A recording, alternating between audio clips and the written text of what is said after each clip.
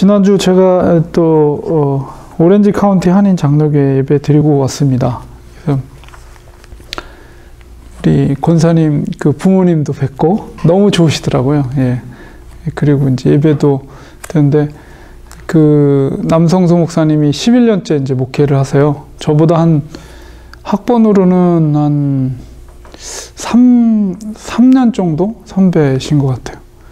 근데 아주 일찌감치 담임 사역을 하셔가지고 10여 년 동안 말씀으로 뭐 비슷하죠. 같은 학부랑 신대원을 졸업했기 때문에 색깔이 비슷합니다, 저랑. 그래서 그 이제 우리 권사님 부모님께서도 보시더니 제 설교하는 거 보고 우리 남 목사님이랑 너무 비슷하다고 그런 말씀 하시더라고요. 그래서 뭐 그럴 수밖에 없죠. 뭐 같은 배경 속에서 공부를 했기 때문에 또 젊을 때부터 소명을 받고 이제 학부 때부터 계속 목회자의 길을 쭉 계속 하셨던 분들이기 때문에 비슷해요, 성격이.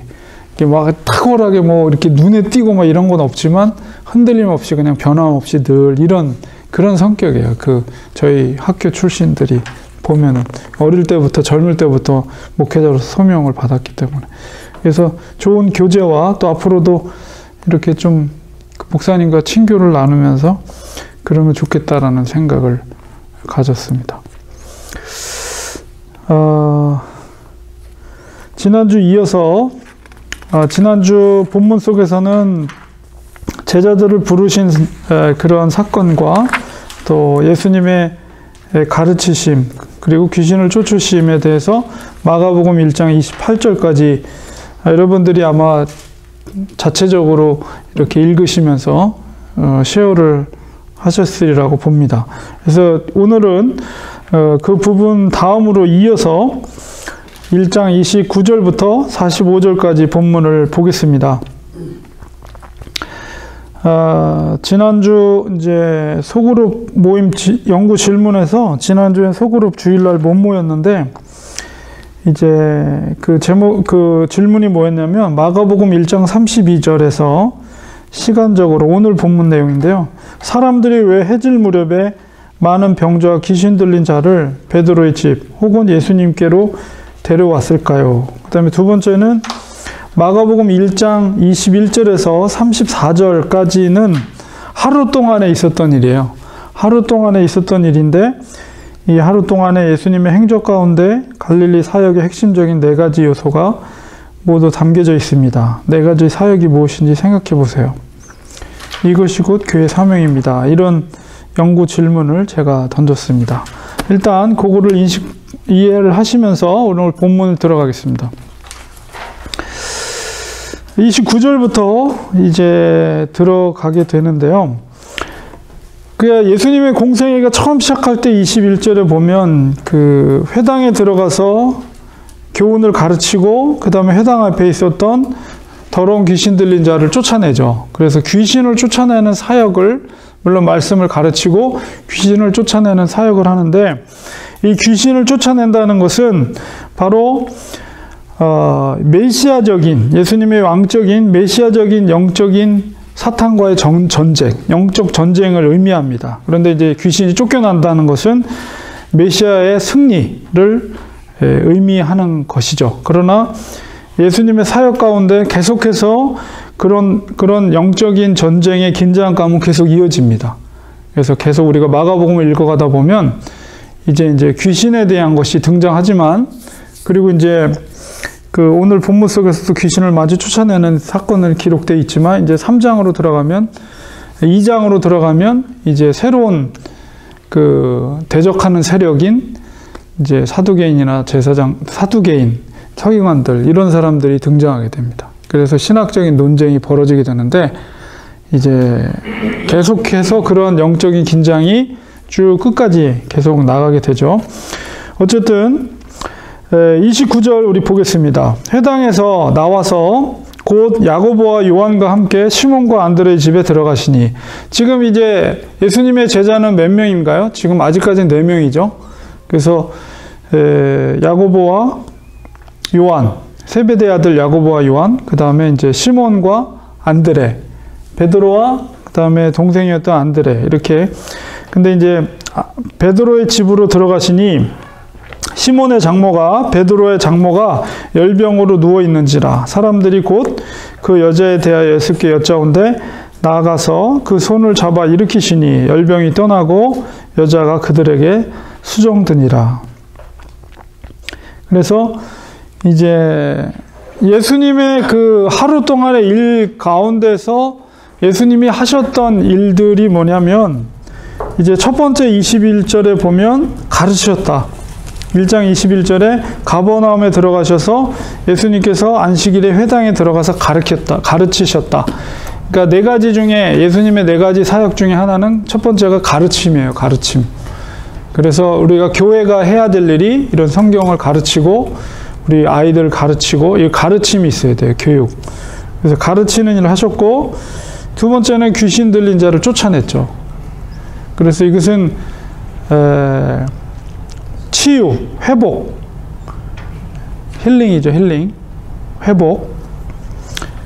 그리고 역시 이제 베드로 장모의 병을 치유했어요. 이것도 이제 회복이죠. 역시 힐링이고 회복이에요.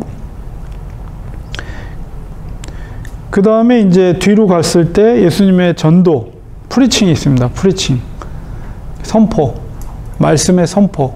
그래서 이제 이렇게 네 가지라고 말할 수가 있습니다. 귀신을 쫓아내고, 병을 치유하고, 말씀을 선포하고, 그 다음에 가르치는 것.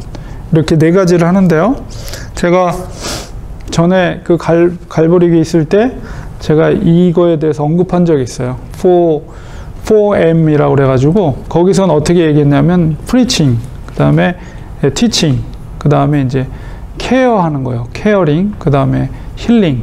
이렇게 네 가지를 얘기했죠. 그래서 교회의 네 가지 사명, 예수님이 하셨던 일을 우리 교회가 계승해서 해야 된다. 그래서 이제 선포하는 프리칭은 바로 전도예요. 복음 전도, 설교, 복음 전도, 그런 것. 그 다음에 티칭은 가르치는 거죠. 교회에서 가르치고 말씀을 양육하고 가르치는 거.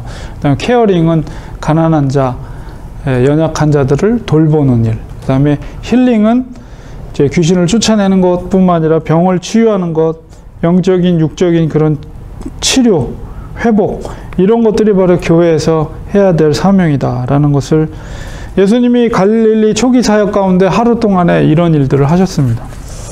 자, 그래서 이 장모의 열병을 치료한 사건과 그 다음에 그 회당에서의 귀신을 쫓아낸 사건과는 그 분위기적으로 볼 때 굉장히 대조적이에요. 왜냐하면 이 귀신을 쫓아낸 사건은 많은 사람들이 모여있는, 열려있는 공간 속에서 굉장히 사람들이 보는 앞에서 그 귀신을 쫓아냈죠. 그러나 이제 베드로의 장모의 열병을 치료한 거는 몇 명밖에 안 돼요.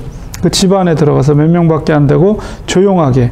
그리고 이제 그 장모가 회복돼서 이제 그 예수님과 제자들을 수종드는, 도와주는 역할로 이렇게 마무리되지만, 어쨌든 이 두 사건은 32절, 44절에 있는 예수님이 하루 동안에 했던 그 사건들, 많은 사건들 중에 대표적인 사건을 마가가 그 중에서 이제 조금 더 자세하게 기록을 한 것이죠. 이 두 사건을. 그러나 그 하루 동안에, 그 하루는 뭐냐면 안식일이에요. 안식일 하루 동안에 예수님이 행했던 일들이 단순하게 이 두 가지가 아니라 더 많은 일들을 하셨는데, 32절, 34절에 보면 저물어 해질 때에 모든, 제가 파란색 글씨로 모든 병자와 귀신 들린 자를 예수께 데려왔다. 그리고 온 동네가 그 문 앞에 모였더라. 그 다음에 34절에 보면 예수께서 각종 병든 많은 사람을 고치시며 많은 귀신을 내쫓으시되 귀신이 자기를 알므로 그 말하는 것을 허락하지 아니하시니라. 그래서 예수님께서 얼마나 많은 일들을 하셨는가를 우리가 마가의 이런 표현들, 모든, 온, 각종, 많은, 이런 것을 통해서 굉장히 많은 일들을 이 안식일 하루 동안에 예수님이 하셨다는 것을 우리가 알 수가 있는 것이죠. 그 많은 사건들 중에 대표적으로 자세하게 이제 회당 앞에서 귀신을 쫓아낸 것과 그 다음에 이제 장모, 베드로의 장모를 열병을 치유한 사건을 좀 더 자세하게 기록을 한 것입니다. 근데 제가 지난주 소그룹 모임 연구 질문에 1장 32절에 왜 시간적으로 사람들이 해질 무렵에 병자와 귀신 들린 자를 예수님께로 데려왔을까? 이 질문을 던졌죠. 자, 그 얘기는 이제 3장으로 넘어가면 이제 안식일 논쟁이 일어나게 되는데요. 3장 1절에서 6절 사이에. 자, 그것과 관련되어 있는 것입니다. 지금 이 사건이 있었던 시간은 바로 안식일이었어요. 안식일. 그래서 해질 무렵이라는 것은 유대인들에게 있어서 안식일의 시간은 언제면 금요일 날 밤에 해가 질 때부터 토요일 날 밤 해가 질 때까지가 안식일이에요.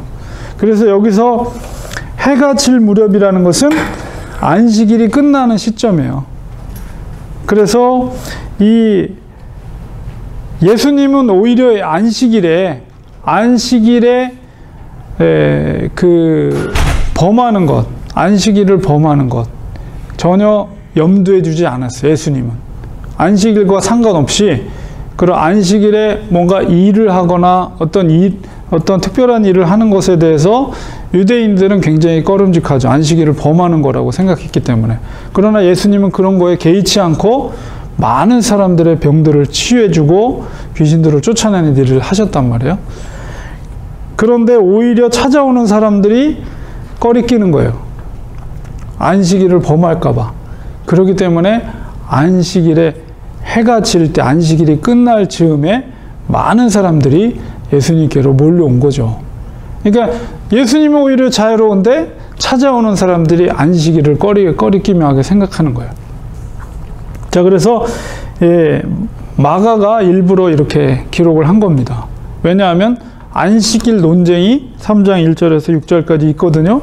그래서 안식일의 주인이 누구인가를 이제 마가가 이제 그 문제를 야기시키기 위한, 그래서 분명하게 왜 예수님이 안식일의 주인이 되시는가 이런 것들을 얘기하게 되는 거죠. 그래서 하루 동안에 이런 많은 일들이, 안식일에 많은 일들이 있게 됩니다. 그래서 예수님은 오히려 안식일에 자유롭게 사역을 하신 반면에 찾아온 사람들은 오히려 안식일을 꺼리는 그런 모습을 보게 됩니다. 그래서 결국 3장으로 그 안식일 논쟁이 이뤄질 때 분명한 안식일의 주인이 예수님 되심을, 주인 되신 예수님께서 주인이 되시니까 꺼릴 게 뭐가 있겠어요. 그 다음에 1장 35절부터 39절은 새벽 아직도 밝기 전에, 그러니까 이제 안식일이 지났죠. 안식일이 지나고 이제 그 새벽 시간이 지나서 밝기 전에, 해가 뜨기 전에 예수님께서 얼마나 피곤하시겠어요. 피곤하심에도 불구하고 일어나서 한적한 곳으로 가서 거기서 기도를 하셨다. 그러니까 예수님은 늘 기도하시는 분이셨다는 것을 이걸 통해서 알 수가 있는 거죠. 아무리 자기가 피곤하고 힘들어도 하나님 아버지께 나아가서 기도하는 일을 게을리하지 않았다. 그래서 늘 이제 복음서를 읽어보면 습관을 쫓아 기도하셨다. 떨어져 있는 곳에, 한적한 곳에 가서 습관을 쫓아서 기도하셨다. 이런 글들이 계속 이렇게 반복이 되거든요. 그러니까 예수님께서 친히 기도의 본을 우리에게 보여주시는 거죠. 그리고 예수님도 늘 연약하기 때문에 하나님 아버지께 늘 기도했어요. 기도하는 예수님의 모습을 우리가 보게 됩니다. 자, 그런데 36절에 보면 시몬과 베드로와 및 그와 함께 있는 자들이 예수의 뒤를 따라가. 지금 아직까지 제자들이 4명밖에 안 돼요. 예수님의 제자들은. 그래서 그 4명이 예수님을 찾아온 거예요. 따라가서 만나서 이르되, 그 아침 시간에 만나서 모든 사람이 주를 찾나이다. 굉장히 우리가 1장 전체를 읽어보면 예수님이 굉장히 인기가 하늘을 치솟고 있죠. 많은 사람들이 예수님의 그 기적을 보고 사람들이 가는 곳마다 많은 사람들이 인산인해를 이루고 있는 것을 보게 됩니다.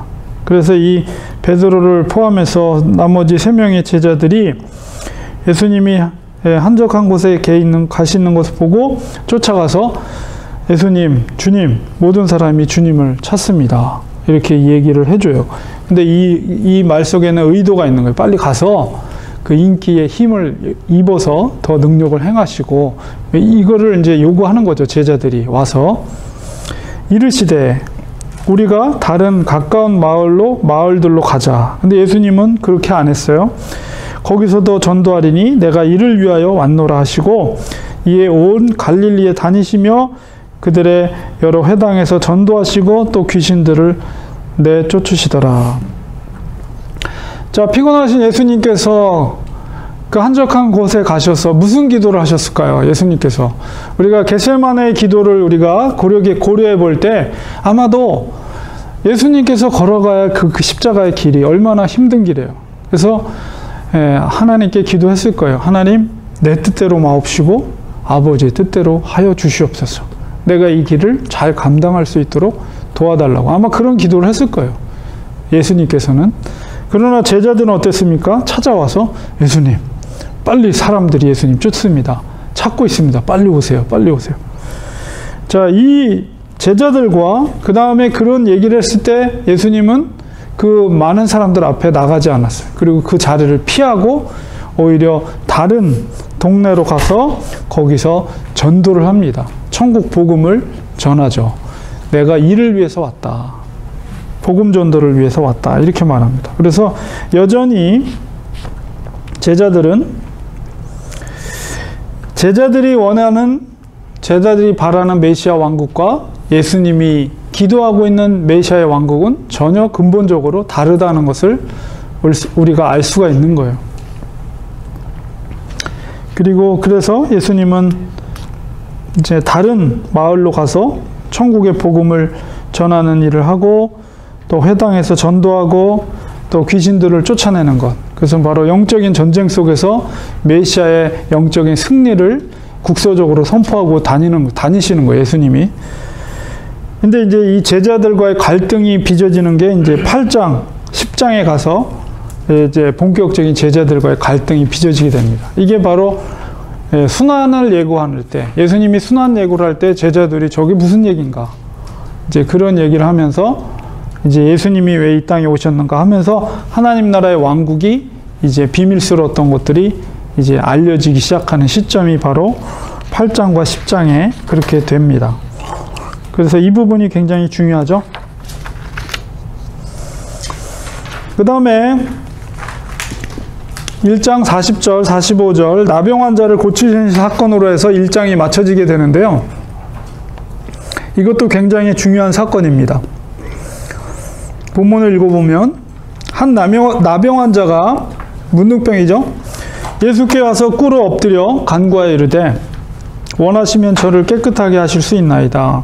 예수께서 불쌍히 여기사 손을 내밀어 그에게 대시며 이르시되 내가 원하노니 깨끗함을 받으라 하시니 곧 나병이 그 사람에게서 떠나가고 깨끗하여진지라.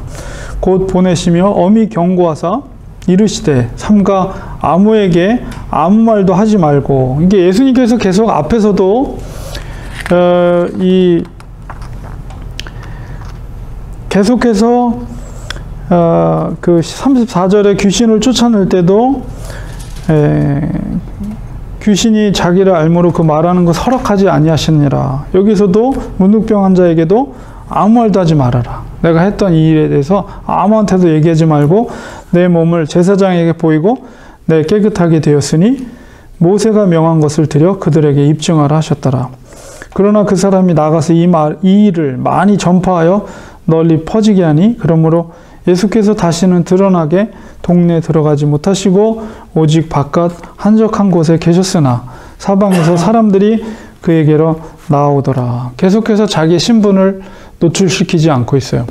그러니까 지지난주에 우리 소그룹 모임에서 제가 말씀드린 것처럼 하나님의 때, 카이로스, 하나님의 그 차야 될 때가 아직 차지 않았기 때문에 계속해서 자기의 신분을 노출시키지 않고 있고 또 귀신이 그것을 말하는 것을 금하게 하고 있습니다. 근데 이 사건을 통해서 우리가 알 것은 이 나병 환자에게 손을 대셨어요, 예수님께서. 사실 나병은 하늘의 저주를 받은 질병이 그 당시만 해도. 그래서 여러분이 레위기나 신명기 이런 데 읽어보면 이 나병이 얼마나 심각한 질병인지, 그래서 그 정결 예식, 그래서 이게 양성인지 음성인지, 이게 진짜 나병인지 아닌지 그것을 막 검사하는 것들, 그다음에 진짜 나병으로 밝혀졌을 때 그 주위에 있는 것, 그것을 만진 것, 물건, 이 모든 것을 다 정결케 하는 제물로 그것을 씻고 며칠을 보내고 막 이래야 되는 정결 예식을 계속 기록되어 있거든요. 그만큼 나병 환자는 굉장히 부정한 것이에요. 근데 예수님께서 친히 그 나병 환자에게 손을 내밀어 그에게 대시며, 41절에 보면 그 몸에 댔어요. 예수님이. 이걸 통해서 볼 때도 예수님은 그런 정결 의식에 대해서 전혀 개의치 않았어요. 사실 자기가 손을 대면 그 사람, 만진 사람도 부정하게 되는 거거든요. 근데 그것의 모세 율법에 대해서 전혀 개의치 않고 그 나병 환자에게 몸에 손을 대버려요. 그리고서는 명령을 하시죠. 깨끗함을 받으라. 이렇게 말씀을 하십니다. 그래서 특별히 이 나병 환자는 당시의 유대인들에게 있어서 이 나병 환자를 치유할 수 있는 것은 오직 하나님밖에 없다.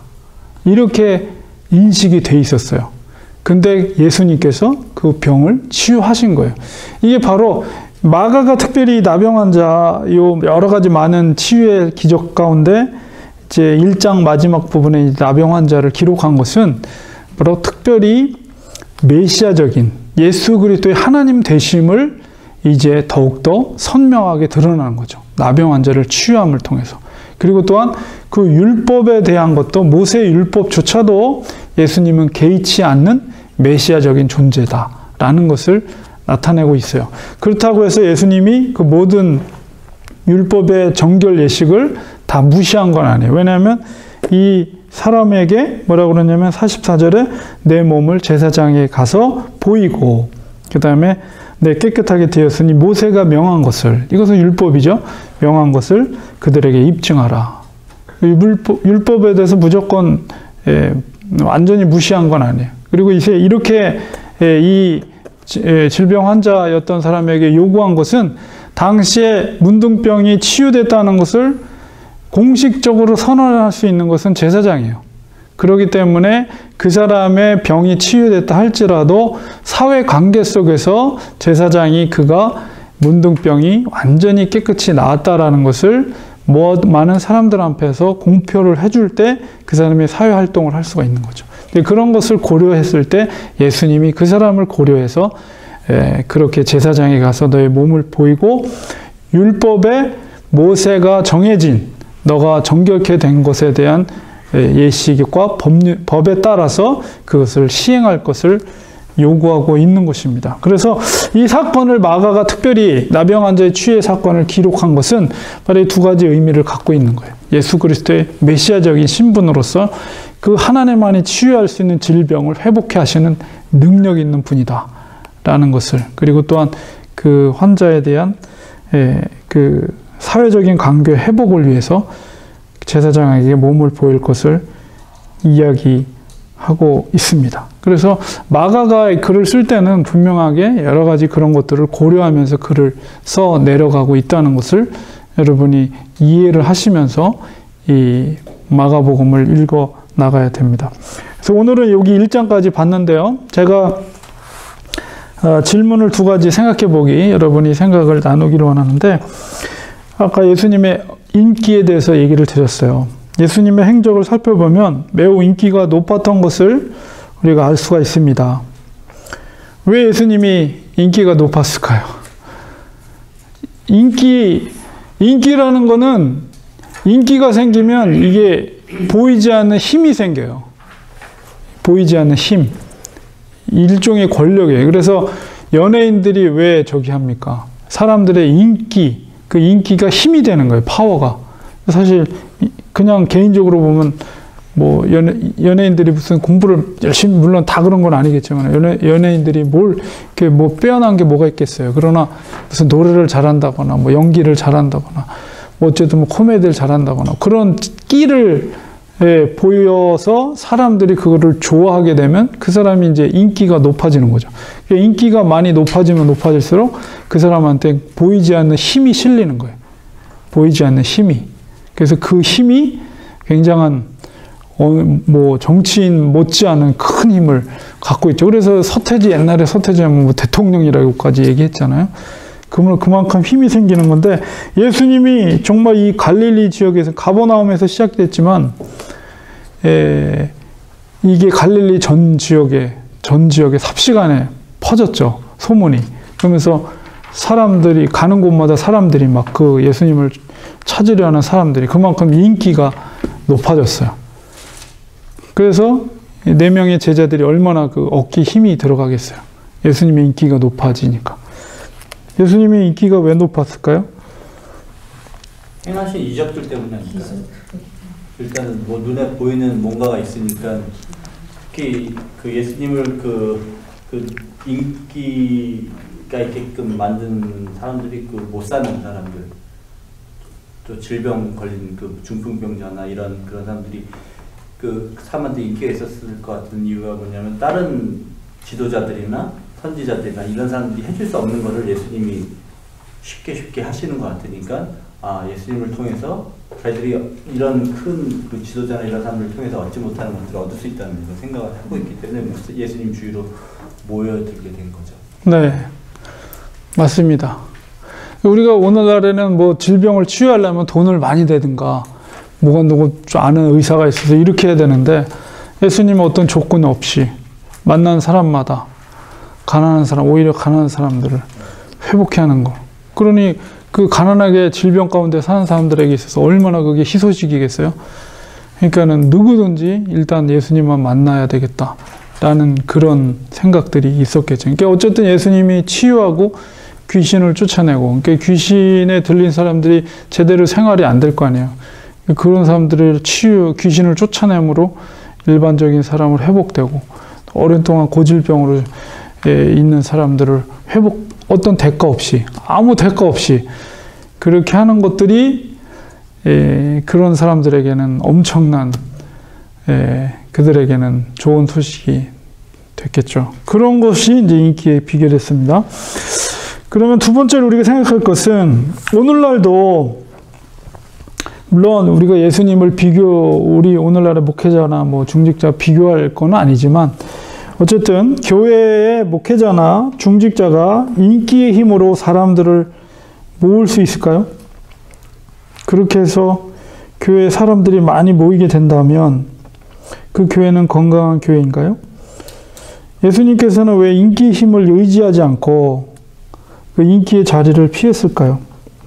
그러면 어떤 방법으로 교회가 성장하는 것이 바람직한 것일까요? 질문이 되게 많은데 일단 생각나는 대로 이자 집사님 하면 맨날 나한테 강조하는 게 있는데 물론 인기를 끌고 얻는다는 게 쉬운 건 아니죠. 쉬운 건 아니지만은 그러나 목회자들이나 중직자들이 인기를 가질 수가 있고 갖고 있는 사람들도 있을 수가 있겠죠. 교회 내에서. 근데 그 힘으로 사람들을 모을 수가 있겠죠. 예, 그렇게 했을 때 과연 교회 사람들이 많이 모이면 그게 건강한 교회가 될 수 있을 것인가? 그 건강한 교회는 누가 평가하나요? 건강한 교회? 교회인가? 건강한 교회인가 아닌가는 이제 성경적으로 우리가 살펴봐야 되겠죠. 성경적으로 살펴보고 그 교회의 열매를 봐야 되겠죠. 일단 우리 이자 집사님 말씀 안에 대변하면 네. 일단 목회자는 뭐 서울에 뭐 이찬석 목사인가 여의도 순복음 또 영성교회 이런 데 보면 김강 목사가 일단 설교를 잘 하시잖아요. 또 누구야 젊은 목사님 유기성 목사 뭐 우리 와이프 얘기는 저한테 항상 목회자는 인기를 목회를 설교를 잘 된다 그래서 일단 부흥을 시켜야만이 뭐 봉사활동도 할 수 있고 또 미자교회도 도와줄 수 있고 그래서 일단은 우리 그 백성들은 이 성도들은 사실은 어떻게 보면 평균적으로 이렇게 그런 어떤 인기 영합하는 거지 아주 독특하고 똑똑한 사람 빼놓고는 되게 설교를 잘하고 막 거기 뭐 분당 우리에게 이찬원 목사가 뭐 설교를 잘하는 사람 진주에서도 오고 막 목포에서도 오고 그런 줄 들어보니까 새벽 열차 타고 와서 듣고 그러더라고요. 그때 이제 우리 집사님께서 항상 그냥 저거보다 설교를 잘하는 게 좋겠다. 네. 기본적으로 목회자는 설교를 잘해야 된다 그런 얘기. 그래 놓고 원하는 말을 이제 행하신다는 얘기지. 미자교회라든가 봉사라든가 선교를 뭐 보낸다든가 여러 가지 자기들 많이 있겠죠. 네. 도금을 넣는다든가 뭐 자녀를 넣는다든가 일단 뭐가 돼야 이게 그죠? 그잖아. 그러니까 이제 그런 말씀하는데 그것도 일리 있는데 지금 여기서 인도하는 것이 보면은 그게 과연 건강한 교회일까요? 했을 때 그럼 어떤 것이 건강한 교회나 그럼 그분들은 건강하지 못한가 그런 목회자들 그 영송교회 같은 데는 7만 년에서 10만 년 됐나요? 조영경 목사님 한 50만 공식적으로 50만 원 쓰시면 되는데 거기 다 가보지 않으니까 거기 엄청난 그런. 근데 저는 생각이 조금 다른 게 이게 조엘 오스틴 같은 경우에도 어마어마하잖아요. 그 목사 근데 그 사람 진짜 크리스찬 목사가 아니잖아요. 치면 아무리 수가 많다고 해서 그게 좀 인기가 사람들이 일단 인기가 많다고 이렇게 생각을 하면은 일단 사람들이 많이 모이는 거잖아요. 궁금해서 일단 모이는 거예요. 기적을 행했을 때도 치유가 되고 그리고 또 사람들 모여 있으니까 또 뭔가 일이 있나 우리도 시장에 가면 무슨 뭐 사라고 해서 사람들이 일단 모이잖아요. 뭔가 궁금해가지고. 근데 궁금해서 많이 모였어요. 예수님이 많은 기적을 했을 때. 그렇지만 나중에는 많은 사람들이 떠나갔거든요. 그럼 많은 사람 떠나간 이유가 뭔지 우리가 또 알아야 될 필요도 있는 거잖아요. 그죠? 그러니까 거기에 이제 반론을 제기하면 일단은 인기가 많아서 붐이 돼서 그것을 잘 유지해서 좋은 일을 많이 하나님이 기뻐하시는 하나님 그런 목회자가 있는데 인기가 없으면 그 자체도 못한다 그런 얘기지. 그거 뭐 대여섯 명 갖고 무슨 일을 아무것도 할 수가 없는 거죠. 근데 하나님 사람은 숫자가 많고 정리하가 그게 아닌 것 같아요. 진짜 예. 근데 설교를 잘하는 이분이 설교를 좀 이렇게 좀 진지한 마음 갖고 있는 사람이 두 목회자를 할 때 이것을 알아보는 우리가 그게 힘들어요. 굉장히 힘들어요. 그러니까 설교를 잘한다는 거를 그 정의를 내리기 자체가 원래 힘들어요. 왜냐면 설교를 잘한다는 의미가 이 사람이 정말 이걸 잘해서 그 속된 말로 뻐꾸기를 잘 날려서 정말 이게 잘하느냐 아니면 정말 영적인 이게 있어서 그 말씀들이 정말로 사람들 하나하나에 거기에 꽂혀서 이렇게 말씀을 잘하느냐 그런 두 종류가 있거든요. 요즘 교회들은 정말로 이 후자인 경우가 굉장히 많아요. 그냥 이거를 잘하는 사람 말을 본인의 신앙생활 이런 거는 뒤로 젖혀놓고 말을 잘해요. 그러니까 들을 때는 너무 재밌단 말이에요. 재밌고 다시 또 듣고 싶고 또 재밌으니까. 근데 알고 보면은 깊게 보면은 그 안에는 영적인 말씀이 없고 십자가도 없고 복음도 없고 그런 말씀들이 많아요. 그러니까 요즘 같은 경우는 뉴욕에는 또 연예인들이 다니는 교회도 있어요. 미국 연예인들이 아주 유명한 연예인들이 다녀요. 그 교회는 목사가 온몸에 타투하고요.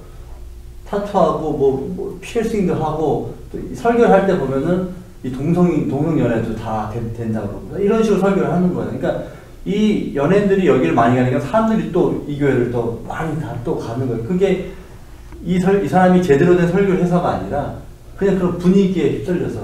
네. 그러니까 제가 생각에는 그 인기 있는 목자보다 그 듣고서 영적으로 잘 구별할 수 있는 우리가 눈을 가지는 게 되게 중요한 것 같아요. 저희 교인들이. 그게 굉장히 힘들고 되게 또 어려운 부분이 있고 지금 내가 안에 다녔던 교회도 목사님이 그 설교 말씀이라든가 이 모든 성경 지식적인 거는 엄청 좋으신 분이에요. 그리고 많은 공부를 하신 분인데 이렇게 이제 말을 잘하는 사람이 있고 말을 잘 못하는 사람이 있잖아요. 근데 내가 모셨던 목사님은 말씀을 잘 못 전달하시는 분이에요. 그러니까 교인들이 없는 거예요. 또 왔다가도 그냥 또 떠나는 거예요. 근데 나는 그 교회를 계속 다녔거든. 그 목사님 말씀이 너무 좋았고요. 그러니까 그 목사님이 어떤 분인가는 본인들이 다 제대로 결정해야 될 것 같아요. 그것도 하나님이 주신 자유 의지 중에 하나예요. 저희들이 그걸 어떻게 말씀 우리가 받아들이고 어떻게 우리가 하느냐도 분명히 하나님께서 우리에게 자유 의지 주셨단 말이에요. 제 생각에는 우리가 설교도 굉장히 중요합니다. 굉장히 중요한데 거기에 비례해가지고 목사님의 영적인 인품이 저는 그 퍼센테이지가 더 높다고 생각합니다. 네. 예.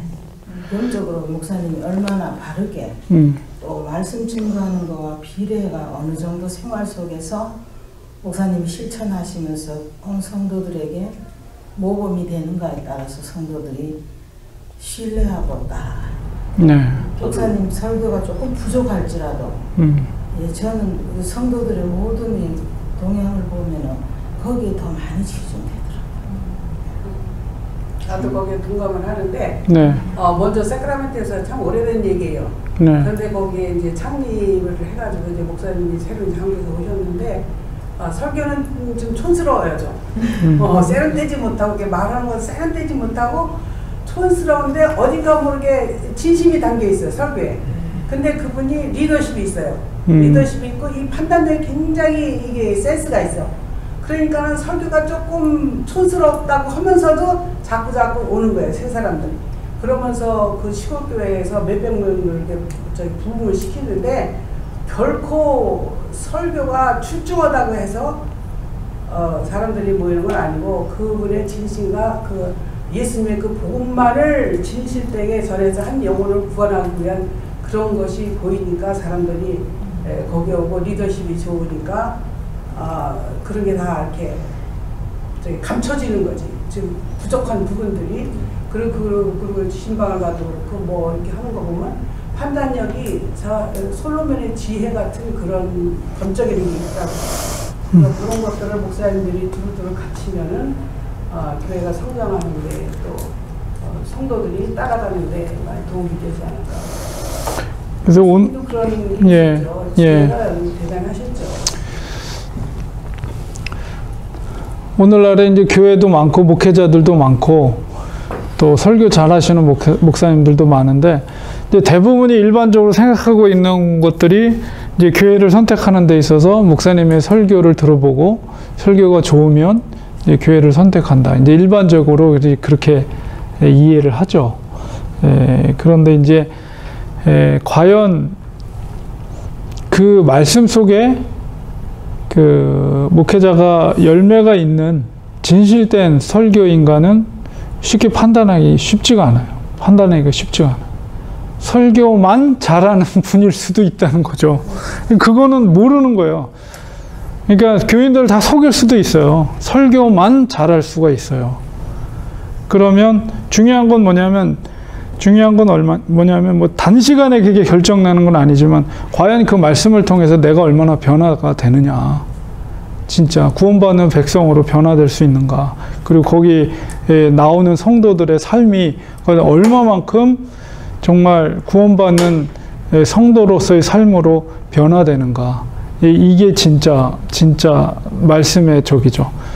그런데 쉽지는 않아요. 그러니까는 말씀은 잘 전하는데 그것이 정말 얼마나 전하는 목사님도 그 말씀에 정말 뼈를 깎는 그런 말씀 앞에서 자기 자신이 도전을 받으면서 그렇게 말씀을 선포하는지 아니면 정말 굉장히 고도의 어떤 그런 설교 힘을 동원해서 성도도 제가 그걸 알고 성도도 알아요. 목사님들이 아주 탁월한 목사님들은 지금 성도들이 원하는 말씀이 뭔지를 정확하게 파악하는 목사님들이 있어요. 그래서 그걸 던져주는 거예요. 그러면 듣는 사람들은 굉장히 정말 좋죠. 자기한테 원하는 걸 주니까. 이제 그런 것들을 정확하게 파악하는 정말 탁월한 그런 설교자들도 있어요. 근데 사실 쉽지는 않죠. 그리고 어쨌든 간에 좋은 목회자를 만나고 또 좋은 목회자가 좋은 성도들을 만나는 거는 굉장히 축복된 만남이라는 생각이 들고, 무조건 큰 교회라고 좋은 곳이 아니고 무조건 작은 교회라서 나쁜 교회가 아니다. 여러분이 그렇게 한번 생각하시면서 오히려 지금 같은 시대에는 정말 신실한 목회자, 정말 믿을 만한 목회자와 함께 교회가 크지 않더라도 정말 내가 변화되면서 정말 주님 앞에 설 때까지 그렇게 순전함으로 나아갈 수만 있다면 그 교회가 작아도 오히려 그런 교회를 섬기는 것이 복될 수가 있다는 거예요. 설교만 잘하는 목사님들, 예. 처음에 시작은 절대로 그렇게 시작 안 했다가 네. 여의도 교회 보세요. 결과가 어떻게 됐어요? 그렇죠. 열매를 보면은 알 수가 있는 거죠. 열매를 보면. 그래서 목회자도 그렇고 성도들도 그렇고 그 사람의 열매를 통해서 그분의 진짜 믿음이 무엇인지를 우리가 알 수가 있는 거죠. 그래서 그 인품들에서 다 나오는 것 같아요. 예. 인품들에서. 그러니까 어떤 부분에서는 굉장히 가려진 부분들이 많잖아요. 목회자의 생활, 사생활이 가려져 있기 때문에 이분들이 어떻게 생각하는지 모르는데, 정말 그분들의 사생활을 좀 알면 정말 이분이 정말로 하나님의 말씀을 따라서 사는 분인지 아닌지 그런 것들이, 제가 이제 제일 좀 안심했던, 아까 하나님 얘기하셨지만 그 여의도 순복음교회 얘기하셨는데, 하와이에서 한번 여의도 순복음교회 총회가 열린 적이 있어요. 그러니까 전 미주의 목사님, 순복음교회 목사님들 다 오시고, 그러니까 여의도 순복음교회 파 목사님들이에요. 그분들 오셔서 힐튼 호텔에서 이제 그 컨벤션을 하는데, 근데 제가 제 친구가 이제 여행사를 해서 제가 그 일을 좀 도와주고 있었어요. 그 총회에 참석을 했는데, 이거는 시골 난장판보다 더요. 정말 고성, 욕설, 깜짝 놀랐어요. 제가 그때. 진짜로 우리가 담지 못할 욕설들을 목사들 사이에서 회의하면서 너무 많이, 그러니까 이런 것들을 만약에 교인들이 봤다면 정말 이 목사를 내가 믿고서 그 교회에 나갈 수 있겠냐 이거죠. 그러니까 그런 영적인 그 분별력을 가지는 게 이 시대에서는 정말 힘들기도 하고 되게 중요한 것 같아요. 그래서 네, 정말로 그때는 저는 너무 실망을 크게, 그때 조용기 목사님 모시고 왔는데 난리도 아니더라고요. 완전 신이잖아요. 네. 사람들이 그럼 있는 거예요. 그분 한 층을 다 써요. 힐튼 호텔 한 층을 다 그분을 위한 그 수행원들과 그분들이 한 층을 다 써요. 돈이 엄청 나거든요. 오렌지 카운에 큰 교회도 그렇다고 들었어요. 그러니까 그런 것들을, 물론 이제 목사님의 잘못이 크죠. 본인들이 이제 커가면서 본인들도 알 거예요. 내가 신격화되고 있다는 사실. 근데 그거를 자제를 안 하시는 거예요. 그냥 그렇게 하도록 놔두고 이렇게 그런 부분들이, 그러니까 교회가 커지면 좋지는 않은 것 같아요. 저는. 교회가 커지는 게 이런 부정적인 면들이 훨씬 더 많아요. 그러니까 이찬성 목사님 말대로 건전하게 커지면 괜찮지.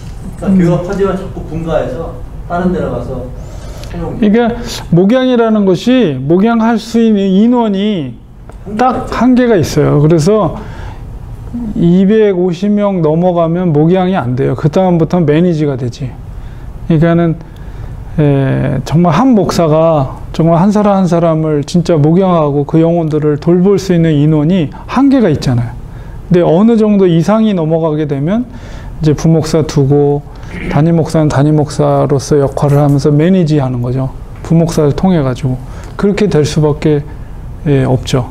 그렇게 되면 뭐 헌금도 많이 나오고 교인도 많이 나오고 여러 가지 일도 많이 할 수는 있겠지만은, 그러나 교회의 본질적인 그런 일들을 과연 할 수 있을까라고 했을 때 조금 의문이 듭니다. 그래서 어쨌든 네. 그게 진정 하나님이 기뻐하시는 거는 우리가 그것도 생각해요.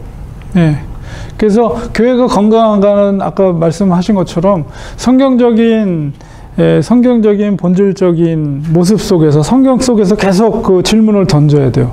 과연 교회가 이런 역할들을 우리에게 요구하는 주님이 우리에게 요구하는 이런 역할들을 지금 제대로 하고 있는가? 이런 것들을 끊임없이 목회자뿐만 아니라 성도들도 질문을 말씀 속에서 던지면서 우리가 그렇지 않다면 자꾸 바꿔가고 올바른 길로 가려고 노력해 나가야 되겠죠. 목사들도 특히나 교회가 성장해 나가면 이제 힘이 실리잖아요. 힘이 실리고 목사가 돈도 많아지고 이렇게 되면 사실은 엉뚱한 생각들을 하게 되는 거죠. 그래서 예수님께서는 인기 힘을 절대 의지하지 않았습니다. 제자들은 어떻게 하든지 예수님이 더 많은 사람들한테 인기를 통해서 힘이 실릴 수 있도록 자꾸 많은 사람들을 앞에 나가도록 제자들은 계속 이렇게 뭔가 이렇게 스케줄을 잡는데 예수님은 절대 그렇게 하지 않았다. 오히려 큰 도시로 이제 안 돌아다니고 조그만 시골 동네로 잘 안 알려지는 시골 동네로 돌아다니면서 거기서 천국 복음을 전했다. 제자들은 오히려 더 많은 사람들, 군중이 많은 데로 예수님을 이끌어 가서 결국은 그런 힘을 통해서 다윗과 같은 메시아 왕국, 이 로마 정부를 뒤집었고 이 유대인들이 하나가 돼서 귀합하고 예수님의 그 강력한 리더십으로 그 인기 힘을 얻어서 독립하고 새로운 왕국을 건설하는 걸 꿈꾸면서 아마 예수님을 쫓았던 것 같아요. 그러나 이제 8장, 9장, 10장을 넘어가면서 예수님이 원하셨던 메시아의 나라는 절대 그런 게 아니다. 나는 섬김을 받으려 온 곳이 아니라 섬기러 왔고 너희들이 진짜 첫째가 되고자 하면 가장 꼴찌가 돼야지 된다. 이런 말씀을 하시잖아요. 그러니까 제자들이 이제 그때부터 헷갈리기 시작하는 거예요. 그런 일들이 일어나게 됩니다. 그래서 예수님이 어떻게 살았는가, 그리고 예수님이 추구하는 진정한 하나님의 나라가 무엇인가, 그리고 교회가 무엇인가, 이런 것들을 우리가 계속해서 목회자인 저뿐만 아니라 성도님들이 계속해서 마가복음을 읽으면서 그런 질문을 내 삶과 우리 교회와 이런 것들을 말씀 속에서 계속 끊임없이 이제 성경 속으로 들어갔다가 우리의 삶으로 나왔다가 이게 계속 당금질이 왔다 갔다 하면서 이 올바른 자리를 잡아가는 거예요, 우리가. 그러면서 우리가 이렇게 신앙생활을 해야 되겠구나. 교회가 이런 모습을 회복돼야 되겠구나. 이제 이런 것들을 우리가 찾아가는 거죠. 그래서 우리가 이런 시간들을 우리가 갖고 있는 것입니다. 오늘은 여기까지 하고요. 다음 주일날 소그룹 모일 때 여러분이 나눠야 될 연구 질문은 뭐냐면 마가복음 이제 2장 1절부터 이제 다음 본문이 이제 2장 1절부터 들어가는데요. 3장 6절까지는 바로 일종의 신학적인 갈등을 이제 꾸러미처럼 갈등의 요소들이 이 부분에 담겨져 있습니다. 특히 이제 예수님은 계속 인기가 올라가는데 거기에 드디어 이제 종교 지도자들이 등장을 해요. 그래서 거기서 계속 이제 신학적인 문제를 이제 던집니다. 예수님한테. 그러면서 이제 귀신을 쫓아냈던 예수님이 이제 이런 영적인 이 대적이 이제 이런 종교 지도자들의 어떤 충돌로 이어지게 됩니다. 그래서 그 안에 어떤 신학적인 갈등들이 이야기가 되어지는지 여러분이 한번 본문을 읽어보시면 좋을 것 같습니다. 그 다음에 이제 두 번째 연구 질문은 마가복음 2장 1절, 12절은 그 중풍병자, 제가 설교를 했었죠. 이 본문을 가지고 설교를 했는데 그 4명의 친구들이 중풍병자가 이제 예수님 설교하고 있는데 지붕을 뚫고 이제 줄로 내려오잖아요. 이제 그 사건입니다. 그때 이제 중풍병자의 믿음이 아니라 그 줄을 내려놓았던 4명의 친구의 믿음을 보시고 중풍병자의 죄사함을 선포하시거든요. 이제 그걸 보면서 내가 중풍병자였다면 과연 나를 예수님께로 줄을 묶어서 내려줄 친구가 있는가? 아니면 내가 그런 친구가 되어줄 수 있는가? 그 친구들의 마음은 과연, 중풍병자의 그 친구들의 마음은 과연 어땠을까? 이런 것들을 한번 여러분이 본문을 읽어보시면서 한번 자유롭게 한번 주일날 시간 속으로 모이실 때 한번 이런 내용들을 한번 나누시면 좋을 것 같습니다. 오늘은 여기까지 하겠습니다.